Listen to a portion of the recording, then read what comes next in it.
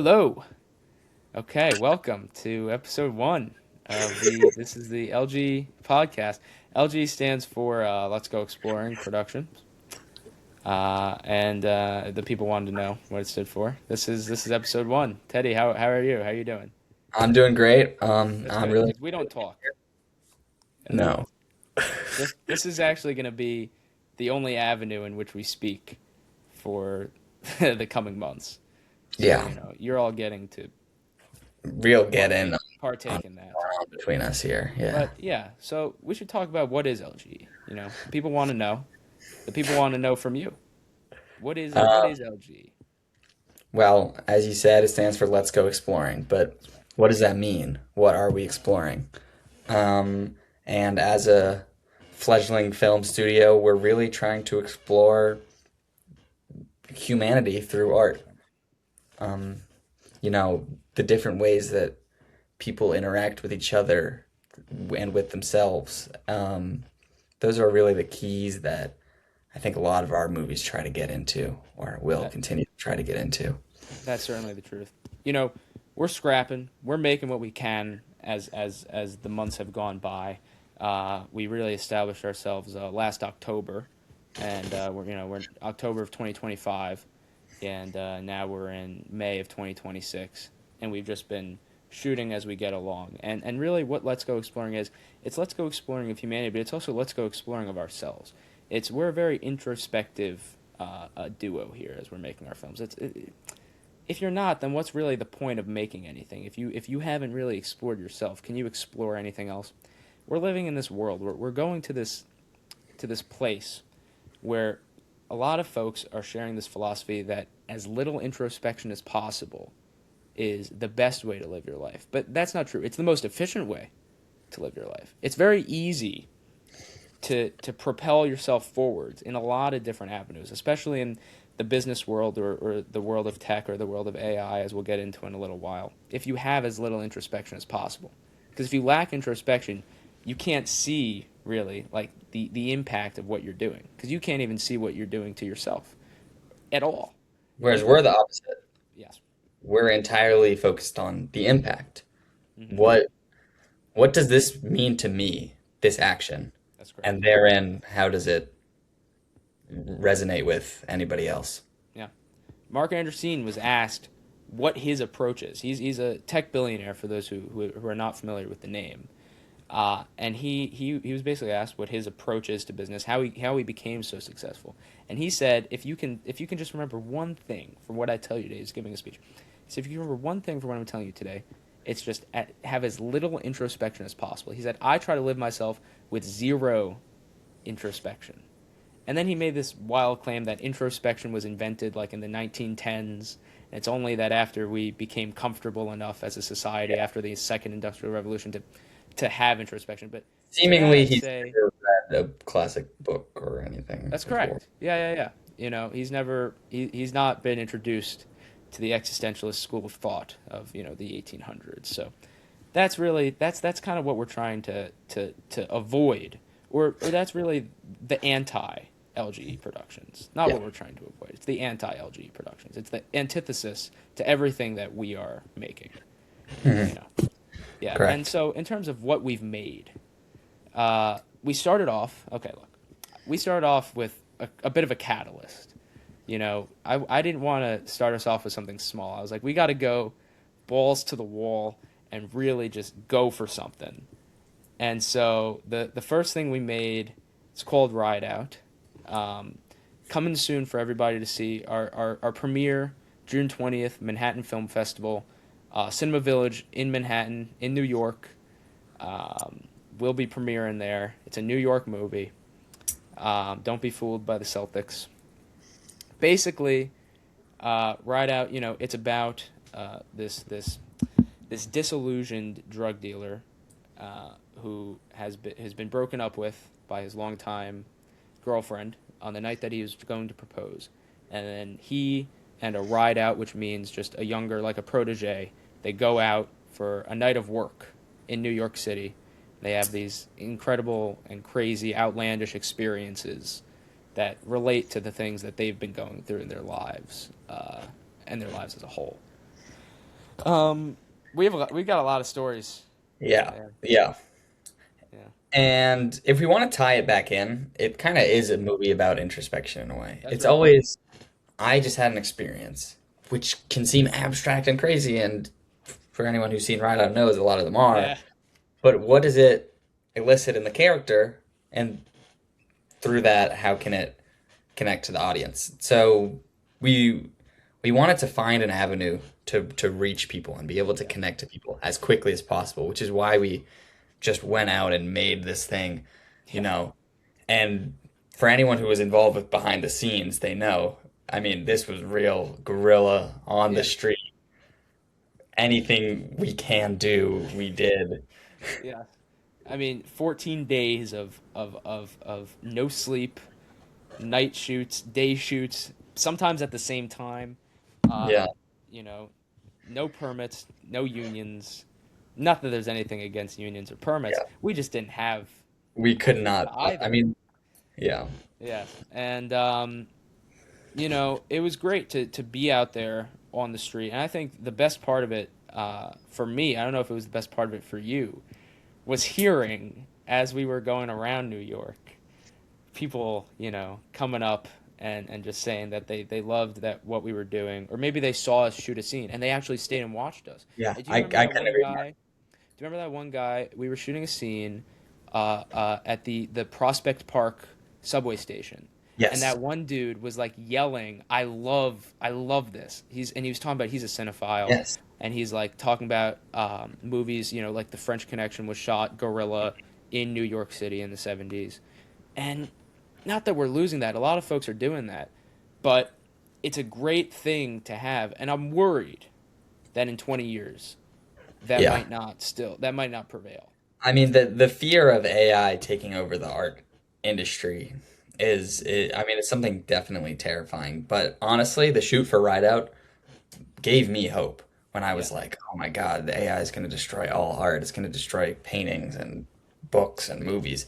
But you don't hear people on the streets of New York being like, yeah, I love this AI. That's right. But when we were shooting, people we've never met, Like random they knew us. people in all areas, Brooklyn, Manhattan, wherever, Queens, would Right. come up and be like, you guys, like, it's so good to see people out here trying to Yeah. create art. Like, you guys are doing something important and real. And I Yeah. was like, Like that's the point.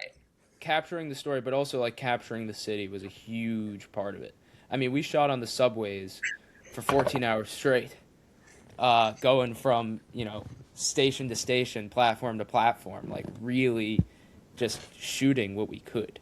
Uh, it would not have been the same movie if it was shot anywhere but New York City, I think. No. Yeah. Yeah, that was a big part of it. I mean, there's a crazy amount of stories we could go on for When we were days. on set, you would say there was a new story to tell from every day of filming. Easily. Yes. Yeah. Yeah. Yeah. I mean, what do you think your favorite story was from Ryder? I mean, it has to be the alleyway scene. Oh my God. Yeah. Yeah. Oh my goodness. That Batman. was that yeah, Batman, obviously. That was an incredible Yeah. moment. Yes. Um, basically we were shooting a very important pivotal scene for the Yeah. movie, one of the last scenes. Climax. I won't get into too many details for those who haven't seen it, but one of the last scenes of the movie, very pivotal. And, you know, we were out there late at night, like In an always, alley. in an alley in downtown Manhattan. Hmm. Um, and, we've got our whole gorilla setup. We got Ryder with the rig on, with the Easily. camera. Yes. Someone's probably standing there holding up lights, and the actors are in the middle. And in between takes, we hear from an apartment across the street someone yelling like, "Hey, get the fuck out of here! Yeah. What are you We guys?" just got there. Like it was our third take. Yeah, and my heart dropped. Yeah. I was terrified, and Yes. I go up to him and I'm like, "Hey, we're so He's sorry." Like, talking up. It's like Rapunzel. yeah, yeah, yeah. He's like Like, on the 15th floor yelling down on us. he's like, Like, "If you don't get the fuck out of there, I'm coming down here." I'm like, "I'm yeah. sorry." Like, like, "I'm sorry, I didn't mean to disturb you." Like, whatever. He's like, "No, sorry, get the fuck out." And so Ryder, who was, Yeah. I guess, I was like, we're sorry. And I was like, I need to find another alleyway now. Like we have Yeah, to shoot this because we scene had a right now. backup alley, and we were like, we have Yeah, to. and also one of the actors who's playing a character in this had a flight the next morning. Yeah, Jake Yes, had a flight the next morning, right. so it wasn't like we reschedule this. There was no No, rescheduling. it was like if we don't figure something out right now, We lose the and movie. this is a key moment. Like the movie Yeah, is in trouble. yeah, And so Ryder comes out to like start looking for a new alley, and the and I have guy the sees camera on him me. Yeah. with his camera, and he's like, "Oh shit, y'all are filming?" And like I was like, yeah, that's what you're yelling at us for. But I mean, that's what I thought. That he was like, you can't film there. You're being loud. Like, get out. I don't want you Yeah, filming right there. But turns out, like, he thought we were beating up a homeless guy in the a, alley. Cause a group yeah, of kids had previously, like teenagers, come down and were like harassing a homeless yeah. man who slept in that alley. And for context in the scene, one of the characters had duct tape shoes, and the other character was like attacking him and throwing him to the ground. Yeah, So we can understand why the guy might have thought that. that it was a homeless man Um, being pummeled. so, It was not considering it makes a lot of sense from his yeah, perspective. And we were like, I'm really sorry, like we'll be quiet. He's like, no, like don't do your thing, like make your movie. yeah, please. And it turned And then out this guy, yeah, yeah, he was, and so we called him Batman because he was because this he protected the community. libertarian trying to Yeah, protect the community. We thought he was kicking us out, which is something we had to deal with a lot, obviously, shooting this no budget feature. But he's like, no, I like, please record, like, do your thing. I hope it blows up. Like, I hope, yeah, yeah. yeah, And we were like giving him the Instagram ride out yeah. Instagram movie. That's why we've dubbed him as Batman. He's one of the Yeah, saviors. And we ended up getting a fantastic, honestly, shoot that day. So, yeah, we really, that was, and then after that, that was kind of when we caught our momentum mhm. for the rest of Ride Out. Like, nothing could keep us down after that. I At mean, that point, it's like it, we have to, it we was a have to. gravy train. Yeah, Yeah. Even though it wasn't quite the gravy train yet. But I remember, if you remember train, we called, so the day we shot on the subway all day, I was calling it training day from the beginning. Because it was like, King Kong ain't got shit on me sort of thing. And we're going to go out, we're going to do this. And we're on trains, so training day. And we were there, and we had a full schedule planned from like 7 a.m. to probably like one, like no, not one, like 4 a.m. the next day. yeah. It was like 7 a.m. So that's almost a 24-hour shoot. That's a It was our 20 roughest schedule we had a lot of rough schedules. a That was, 21-hour shoot was the plan. and it was like not even like we got a great night of sleep the night before either. No, God no. Yeah, no, we got no sleep the night prior probably. And so we started on the Long Island Railroad, and then got off at Jamaica Station, and basically we had like 30 different scenes probably to shoot in different locations. It was rush. And we finished shooting a scene on the Long Island Railroad, and then we shot a scene. So we had a plan. We were gonna get off at Jamaica and shoot a scene at a park in Jamaica, and then go back to Jamaica Station and shoot these two scenes on the platform. And the sound guy, Julius, who's the man, was like, what if we try to sneak the station shoot? Because we had 40 minutes. What if we get this scene super quick, 4 shots, get it right now, super fast, and then run to the park and shoot the park? And I was like, I don't know, that might be jumping the gun. And Julius is like, let's jump the gun. Like, as if it's a positive idiom, Jump the which, gun. yeah, jump the gun usually means like you jumped the gun. Like, that's But bad. for me, from now on, jumping the gun will always be a Be positive a idiom positive thing. We've because we jumped the reinvented gun jumping the gun. Yeah. and Because we jumped the gun, successfully shot that scene, just made it to the park in time. Which, by the way, that was also the coldest day, I think. yeah, yeah, it That was. was the day after the blizzard. And we Hmm. were walking around in that park, and there was so much snow and Yeah. all up in the Oh, and side, everyone's shoes and oh so my wet. God. People were like buying heated socks from this store, and they didn't work. Oh, right. Yeah. And that was a whole thing. But then we shot this scene in the park. got back on the train, or got chicken, got back on the train, and then we went around and we finished the day by like midnight, and we got back to Long Island by like 2 a.m. And we didn't even originally plan to finish the day till 4 a.m. Yeah, So and we were like 4 hours ahead of schedule.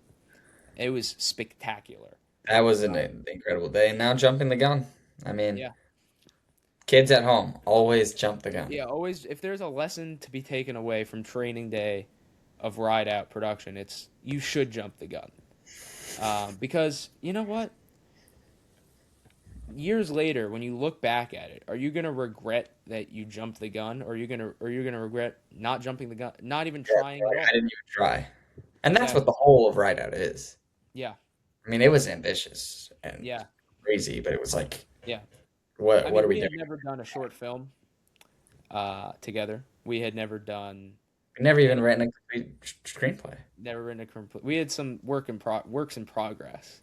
I mean, we had laser in ninth grade, which I mean, if you had to have a log line for laser, I mean, it's actually probably a pretty easy log line. It's two, you know, two Professional 25 laser tag players. two 25-year-old professional laser tag losers who crash birthday parties, who crash little girls' birthday parties, uh, have their lives turned upside down when they mistakenly get involved in a like major drug dealing bust for the Yeah. police. Yeah. So they like become heroes. I mean, honestly, Well, not no, heroes. one of them gets shot in the face at the end. One of them does die in the end, which is Yeah. hilarious. But There were some genuinely funny ideas considering we were 14 or whatever. yeah, well, maybe some It of them would were never flaws, have been a good movie. there were flaws from the beginning, I think. But yeah, yeah, that's what we went from that pretty much to a few years later, Ride Out, with nothing Yeah. really getting produced in between. And you got to be very proud of that. You got to be really proud of it. I mean, and a lot of it was just the camaraderie of what it was. Like, I mean, if you remember, we got no sleep during those 2 weeks. But the one time we had an opportunity to get sleep was December 27th after that shoot, and it wasn't a very long day of shooting. And then we didn't have to start till like new. Well, we had an early morning the next day, but we got home that night and we had a chance to It sleep. was like 10 p.m. and it was like we can sleep from 10 to like Yeah, 8 a.m. right now, which yeah, yeah, yeah. we never, like 10 hours of sleep, never. It's never even a thought that Yeah. entered your mind prior to that. And so I was like, but we had one more shot we had to do, in my We opinion. remembered we had forgotten to grab the shot we were going to Yeah, get another but different day. we could get it. It's one shot. It's super easy. It's a character on a phone call, on a couch.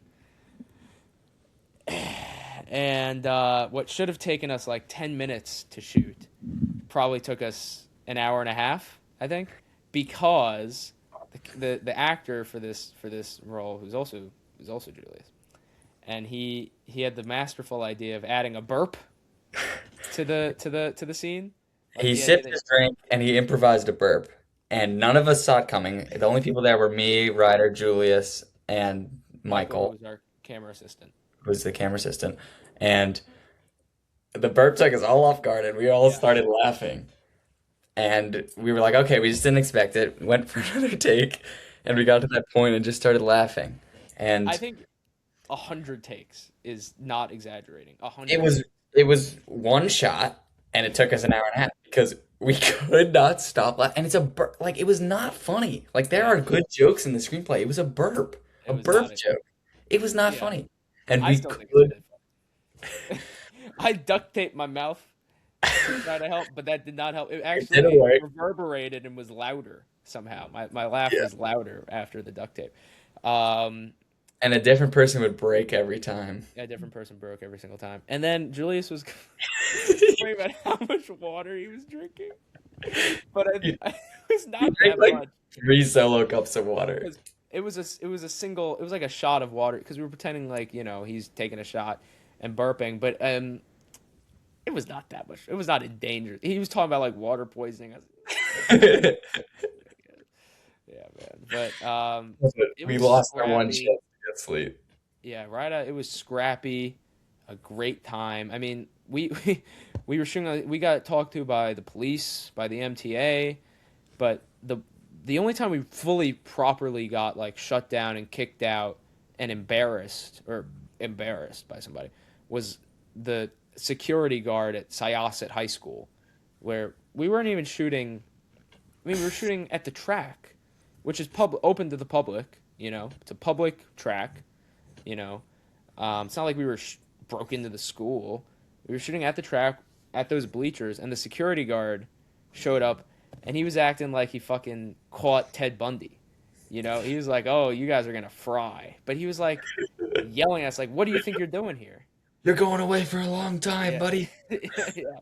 He came in. I mean, he can't get a lot of excitement at that job, to be fair. No. And so he came and had his you know cowboy moment and kicked us all out as if like he's like this is real bad what you guys are doing, shooting this super quick scene at the bleachers at the track here. But yeah, I mean, overall, if like there's takeaways from Ryan, it's just what we're gonna build on for the future of LGE. Truthfully, What Rideout represents to me on a meta level yeah, is just do whatever you can. yes, And this willingness to do whatever you can. yeah. On paper, there was no real like. Okay, let me tell you this story, the Soul Patch story. Okay, so I play a character in the film named Elliot, and Elliot is a New York hipster, a Brooklyn hipster, who's not from New York, but he's moved to New York and he's a hipster, and he's got a soul patch going because that's the style. And this was our first proper day of shooting, was shooting the Elliot scene, and should have been an easy day, but it wasn't because people who are on set a lot know that like you have to build a momentum. As the days go on, it actually, even though you're more tired, it gets easier because you've built a momentum with everyone around, the cast and the crew. And so we're there on the first day, and in my mind, I'm like still apprehensive about the whole thing because I'm like, this could all go wrong. Like I spent 3 months producing this, getting the locations ready, making sure all the actors were prepped. We had so many fucking cast members, making sure all the crew could be there. We had proper crew for each day, getting meals ready, and then we finally show up to this thing, and I'm acting on the first day. I'm not even proper directing. Teddy's directing me, and I have the soul patch on. And after like 3 takes, it falls off, and then it happens again, and it happens again, and it keeps falling off. And we have other problems that are coming up. There's audio problems, and the soul patch keeps falling off. And then finally, the soul patch fell off and fell onto like a carpeted area. And I was looking down, it was gone. No one could find it. We were looking down on it, looking for it. The terror that filled my body at that moment. I was like out down on the ground looking. I thought people were leaving.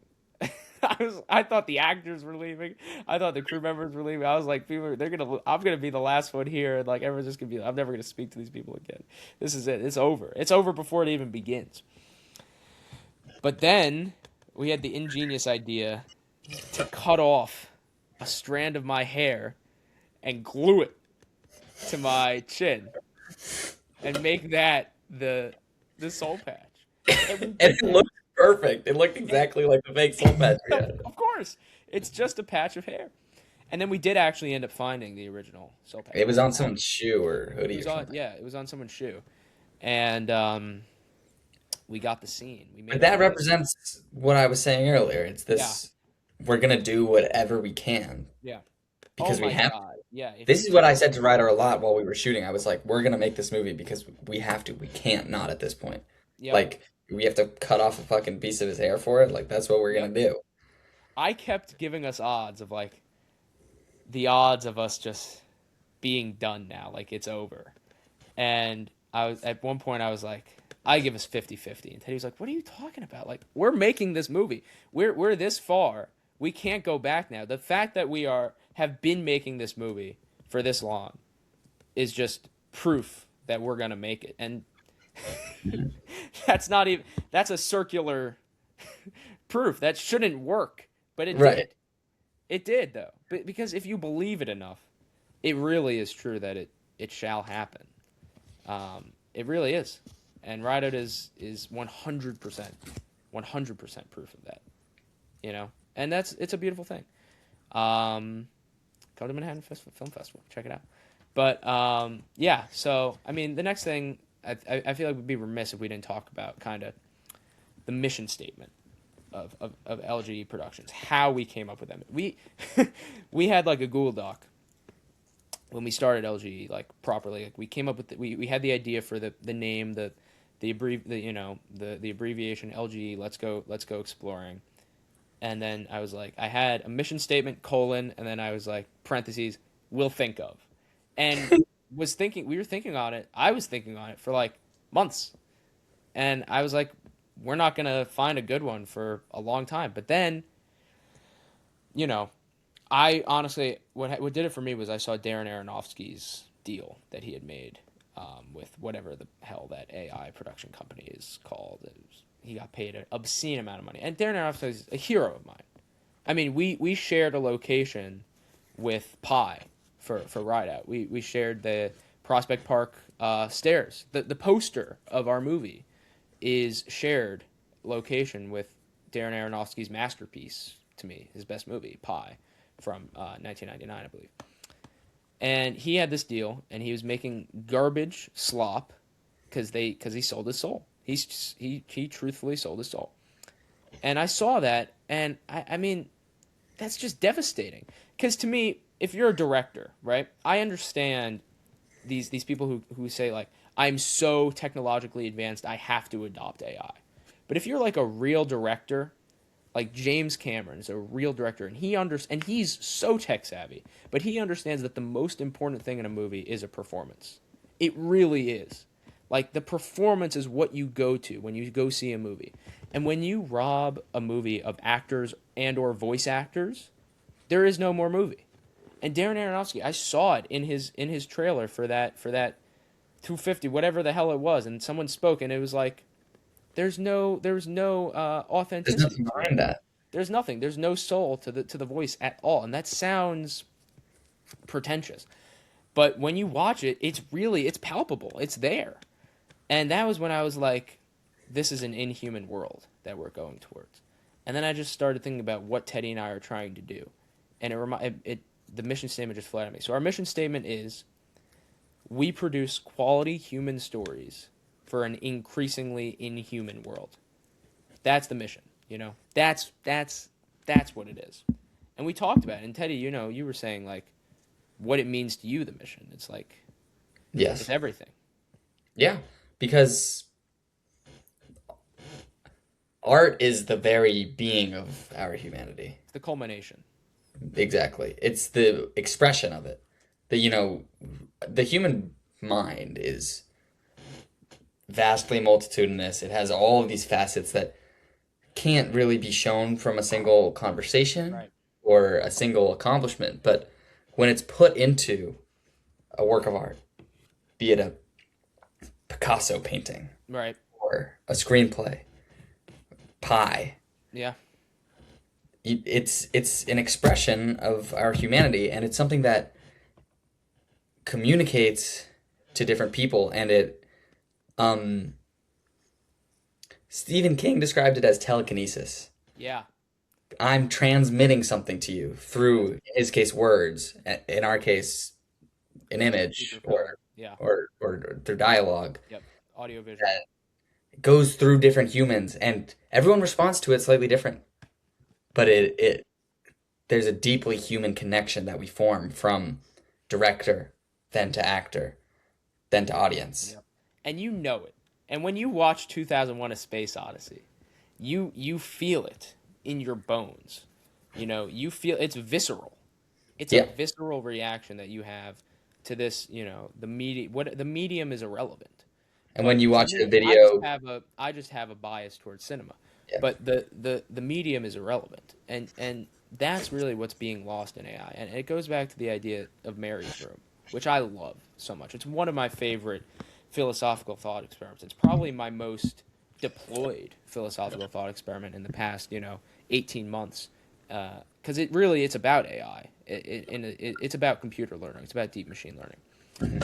And basically, for those who are unfamiliar, it's a famous idea proposed by Frank Jackson in 1982 that it basically explains, there's this little girl named Mary, okay, and you put her in this room where there's only black and white. There's no other colors aside from black and white in this room.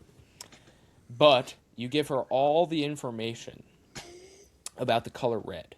So you have like a black and white monitor playing documentaries about the color red. You have textbooks about the color red. She knows what wavelength it appears at. She understands like the science behind the color red, maybe the science behind the rainbow, the cultural impacts of the color red. But she's never actually seen it. And then eventually, after a really long time in the room, you take her out, and she's like the number one expert on the color red in the world because her whole life has been dedicated to reading about and watching about the color red. And then you take her out of this room and you show her like an apple or you show her a rose. Did she learn something new? I would And we argue, yeah, it seems objective that the answer is yes. Even though she kind of like, okay, I understand why this is red. I understand the enzyme in the apple that's making it appear red or whatever. It's like, whatever. You are now experiencing the color red for the first time. And that's important. and if you apply that to the AI conversation, Yeah. you know, suppose you trained this AI to make great movies and or to act in a movie, so to Yeah. speak, to generate a false Tilly something. I forget what her name is. Tilly Norwood or something is like the AI actress that yeah, signed that $5 million deal or whatever it was. is trained to be an Yeah. actor and can know everything there is on acting, can know everything there is on human emotions, but has, like Mary, who knows everything there is on Red, has never experienced Red. Yeah. She Can never saw know red until she's then. acting a scene where her character is supposed to be sad. She can know everything there is to know about human sadness, but can't possibly know what it means to be sad. That's right. And when an actor, a real talented actor, plays a scene where their character is sad, Yeah. I mean, they have to call on something real from their life, whatever it is that relates to the situation. Yep. And then when the audience watches that, they're, whether it's consciously or not, reminded of something from their life. Absolutely. And that's why you cry at these beautifully written movies and feel something real. And that is not remotely possible with an AI. Absolutely. It's definitionally impossible. These are machines that lack the spontaneity of what goes on in the. I mean, what is it? We have quadrillion neurons. I maybe my number's wrong. My number could totally be wrong. However We many. don't, however many we have. There's a spontaneity there. I'm not a neuroscientist, but a neuroscientist could tell you, even though they've spent their entire career studying the mind, that there's a mystery behind it. There's a mystique behind the human brain, but that's where all the beauty lies. There is no beauty in this machine making something that is imitating human art. Not to mention the fact that it's illegal. The IP that they are going after, that they are using to train their models, they don't necessarily have the rights to do it. And that's why I'm scared that what you'll see is like Warner Brothers or something. Let's just use the example of Warner Brothers. That they'll have an AI and they'll start training it off all the Warner Brothers movies that have ever been made because they have the right to do that, right? They own those movies. They have the right to do that. Sure. Okay, so they start training it, but then you're going to start to have like a Warner Brothers feeling thing, and it's like so clearly from this other Warner Brothers movie, and they're just producing all of these movies, as many as they can. Wouldn't you rather just one quality human made movie per however long it takes per year than a million shitty AI movies that are so What would end up clearly happening plotted? is all the Yeah, movies would be the same. There wouldn't be anything new.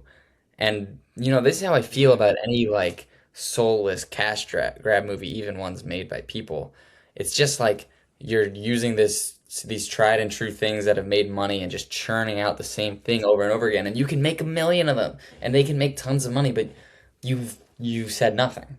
And the advent of AI has only exacerbated this, Yeah, especially in the theoretical example that Ryder just that's right. shared. And that's another argument that we were talking about the other day, like the argument from time constraint. This is not an argument that I see a lot of people deploying. I'm not sure. Maybe I thought of it. Maybe someone else did. I have no idea. This could be just something I heard and I forgot where I heard it from. But so if I'm stealing it, I apologize. But basically, the idea that human beings have limited time. At least now we do. And I hope that never goes away, because people who lack introspection and believe that infinite life is a gift, I mean, tell me that you lack introspection, right? Without telling me that you lack Yeah. introspection, so to speak. But it's like, okay, so human beings have limited time here. Let's say we have 80 years, 85 years if we're lucky, right? Okay, so a human being puts 3 years into a movie. Okay, they spent 3 years of their life, dedicated it. I mean, when we were making Ride Out, right? Yeah, we were taking classes and whatnot, but it's like, if you asked me what I was doing in my life from September 2025 to February 2026, it was making Ride Out. Like, it was just dedicated to that. And people understand what that's like, If you ask a guy who gets so into his filmmaking, like Martin Scorsese, he'll tell you in the years that he was making Goodfellas, it was just dedicated to Goodfellas. Like, in the years that he was making uh, Departed, it was just Departed, or whatever it ends up being. The Color of Money, great movie, underrated. Okay, so if a human being spends 3 years making a movie, okay, they spent 3 out of their 80 years doing that. If an AI makes a movie in 30 seconds, they now spent 30 seconds of a time that's not defined, because theoretically they could just live until the end of Earth. They could live another billion years, this LLM, whatever it ends up being, whatever the next stage of AI is, that can make a movie in 30 seconds and just bases it off every movie that's ever been made. And it's great. It's hyper good, right? That movie, there is it. You should feel compelled, in my opinion, to watch a movie where someone spent 3 out of 80 years making it versus 30 seconds out of a billion years. Does that make sense? It's like you are at some point basically, there's time that goes into making a human film, not to Yeah. mention the effort. That has value in itself, and you lose that when you make an AI You're movie. watching a piece of a human's life when you Yeah. watch a real movie. Yep. Yeah. Like, a part of that person's very being went into the creation of this. Hmm. Their their mental, their brain power, but their literal finite amount of time on Earth. Yep. They decided to spend on creating something And that they you are thought going to spend some of your finite time on Earth watching. watching it. So would you rather spend 2 or 3 hours, right, watching this movie? Okay, you're gonna spend that time. You've decided to watch a movie, or you've decided to sit down and read a book. Okay, would you rather watch a movie or read a book that was made by another human being who shares the same problem that you do of a time constraint, or would you rather watch something from this machine that has no time constraint? Doesn't really have a concept of time, because our concept of time comes from our mortality. Yeah. That's just the truth. Without mortality, we wouldn't really have a concept of time. We would just be there forever. We wouldn't have a need for years, because it would just be always. We're always here. But Yeah. that's not the case, you know? Right. Yeah. But I believe the point of art is the connection that you form with the creator as the audience. That's right. And if you can't appreciate their sacrifice, if there Yep. was no sacrifice because it came from this infinite well of time, it doesn't mean anything. That's right. And I think that And connects back to like our why would yeah. you spend your life, your finite Yeah. life? Why would you spend 2 hours of your 80 years watching a Yep. movie made by something that has I don't never have any existed? use for it. I don't have any bloody use for it, as it's said in Adaptation. Great movie. Yes. Okay. So I think that connects back to also like our goals as LGE Productions. Like what we're going for, because when you really connect with a great movie. I mean, for me, it was 2001: A Space Odyssey in middle school. Like, did it for me. I mean, like, my eyes were virgin before watching that movie, I feel like, and then it's like after that, oh, holy shit, I felt that inside. Our goal, we were talking about this before. It's like somebody comes up to you and says, I had this connection with your movie. This movie did this for me. We had like we had a taste of that. Not even a bite, just a taste. We had a taste of that when we were making Ride Out back in December. We had New Yorkers coming on the subway. But Yeah. like, the ultimate goal would be for somebody to come up to you and say, what? Your movie changed my life. Your movie changed my life, or I had this connection with your movie, and after I watched your movie, I did this. It inspired me to do this. It made me think I could do this, and I failed, but I did it. I jumped the gun. I tried. You know, um, that's Or the most. even just it made me think about this. It made me Yeah, think. An it AI made movie me does not make you introspect. think. Yeah, that's right. And that's, I think, when people talk about slop, that's how I define slop. Something that you cannot possibly dissect or make you think. It's the scroll. It's Right. I was about to say it's like you want to just turn your brain off and just scroll on TikTok and it can it's keep your perfect for attention the scroll. Yeah, for, it's anything that feels like it's manufactured for that. That's slop. That's really what slop is, and that's not what we do at LGE Productions. That's not what our goals are. And now you've spent some time with us. You spent 40 minutes with us. You understand where we're going. You understand. Let me explain to you what some of our goals are. I mean, that's the main goal. That not to blow up and act like we don't know nobody. The main goal, okay, of LGE Productions, create films, create quality human-made art for an inhuman world, an increasingly inhuman world, so that human beings can come up to us, or even doesn't matter, the coming up to us part, that's arbitrary, so that human beings can watch it and understand that they're having a connection to it, or feel, like there is something that they can do because they've watched it, or they have a new thought because they've watched it, or they're inspired by it. And that's because that's something that AI can't do. It can't get inspired. And that's inspiration. If anybody tells you that they can define inspiration, if Merriam-Webster tells you that they can define inspiration, they're lying. Okay? Inspiration is not really definable. It is completely mysterious. No one really understands it. But AI can't get inspired. AI, you can watch, I can watch, you can watch, anyone listening to this or watching this can watch like 10 different movies from 10 great directors and get inspired if they're trying really hard. Or they can watch 100 movies and get inspired. And then they can, like, if they really put their best foot forward, they can make a movie and it will be a product of those movies plus their experience. That's kind of what inspiration is, but that's a hard way to define it. Whereas an AI, if you feed it 10 movies or you feed it 100 movies, it will make a movie that feels a lot like those other movies. And that's Yeah. not inspiration. That's just copying. Okay? This argument that's been made by a lot of, AI CEOs or AI apologists that, like, oh, well, Stephen King read a lot of books before he wrote, so doesn't that mean that he's just an AI? Or David Foster Wallace read a lot of books before he wrote, so doesn't that mean he's just an AI? We're just AI. But there Well, is what seems like an obvious distinction in that those humans also they yes, of course they learn from the movies and books that they've experienced and yeah, are inspired by that and use that in their own absolutely. works. But the key aspect that they add to all those other movies is their own experience. And their interpretation. And you can read Stephen King's memoir and you can see how his childhood is reflected in his work as well as the books that he read that Not inspired just the him. settings of them, Yeah, everything. I can say. everything. But yeah, that's really the goal. But I mean, there's other goals. Win best screenplay, of course. That's everybody's goal. I mean,